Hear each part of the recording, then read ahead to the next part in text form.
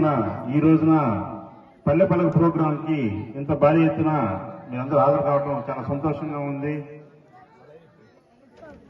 ఈ రోజు ఏ ఊరు వెళ్ళినా కానీ చాలా బాగా రిసీవ్ చేసుకుంటున్నారు.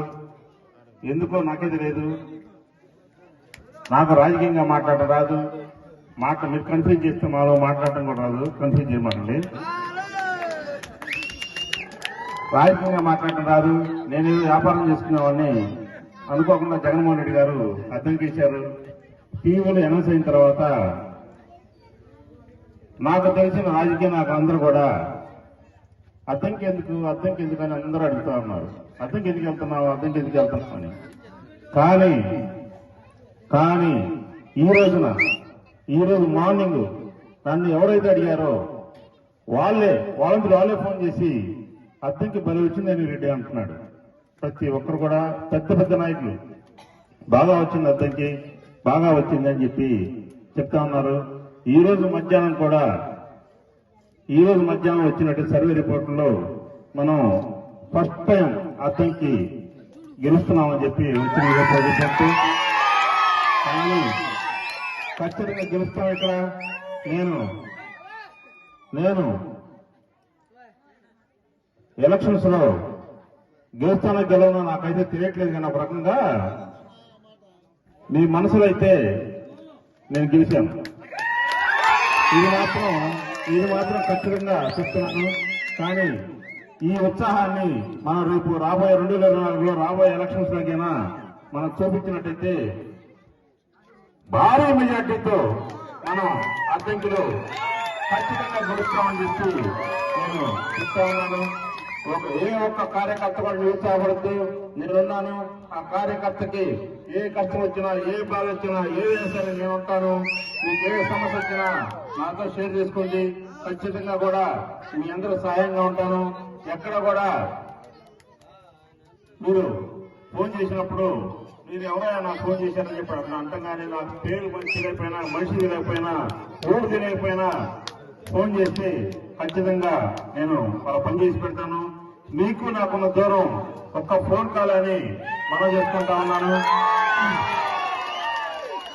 గతంలో ఉన్నటువంటి ఎమ్మెల్యే మాదిరిగా నేను ఎక్కడ కూడా నేను ఎమ్మెల్యేని అనే బిల్డప్ నా దగ్గర నుంచి మీరు ఎప్పుడు కూడా చూడలేరు.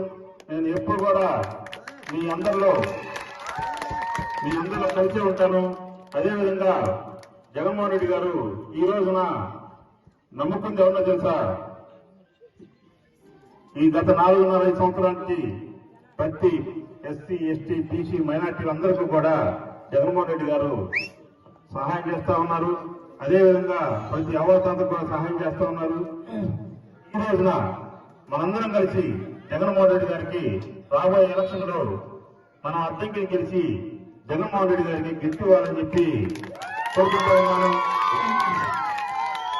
అదేవిధంగా ఈ రోజున ధర్మవరంలో చూస్తా ఉంటుంటే మిమ్మల్ని చూస్తుంటే నాకు తోడుతుంది మనం గెలిచిపోయామా అని. కానీ మనం చిన్న డిస్టర్బెన్స్లు ఉన్నా, ఏమైనా ఉన్నా, మనస్పర్ధలు ఉన్నా, కుటుంబం ఉన్న తర్వాత అందరికీ డిస్టర్బెన్స్ ఉంటుంది, అందరికి కూడా ఉంటాయి. కానీ మనందరం సర్దుకొని మనందరం కావాల్సింది పార్టీ బాగుంటే అందరం బాగుంటాం. ఏదైనా కానీ ఇంటికి పెద్ద దిక్కు బాగుంటే అందరం బాగుంటారు. అదేవిధంగా పార్టీ బాగుంటే అందరం బాగుంటాము. కాబట్టి మా అందరం పార్టీ మనుషులు, పార్టీలో అందరం కలుపుకొని ఖచ్చితంగా మనం ప్రయాణం చేయాల్సిన అవసరం ఉంది. ఈ రోజున జగన్మోహన్ రెడ్డి గారు ఇక్కడ పంపించిన తర్వాత ముఖ్యంగా చెప్పాలంటే ప్రతి బీసీ, ఎస్సీ, ఎస్టీలు ఇంతగా రిసీవ్ చేసుకుంటున్నారంటే వాళ్ళు నన్ను వాళ్ళ కడుపులు పెట్టుకుని చూసుకుంటున్నారు. ఎందుకు ఇంత ప్రేమ చూపిస్తున్నారా? నేను ఎవరు, ఎందుకు వచ్చాను, ఏంది నాకేం అర్థం కావట్లా. ఎందుకు ప్రేమలో చూసుకుంటున్నారో కూడా నాకు తెలియట్లేదు. కానీ నాకు అత్యంత నియోజకవర్గ ప్రజలకి ఎక్కడో ఏదో కానీ ఉంది. అది ఏంటనేది రాబోయే ఎలక్షన్ తర్వాత మీరే చూస్తారు. అందరికీ నమస్కారం, సెలవు తీసుకుంటున్నాను. Thank you.